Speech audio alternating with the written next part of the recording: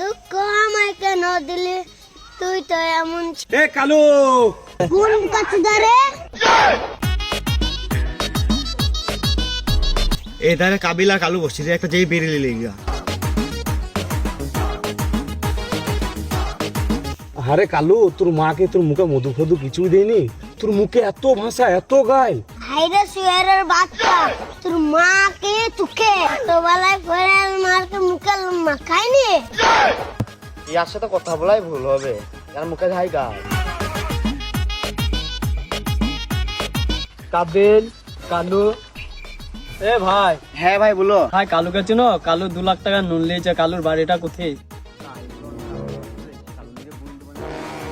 কেন ভাই কি হয়েছে?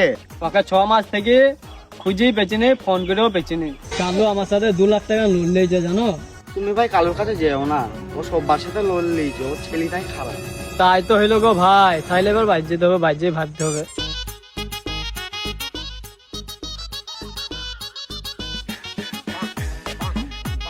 কালু একটা বিড়ি দে।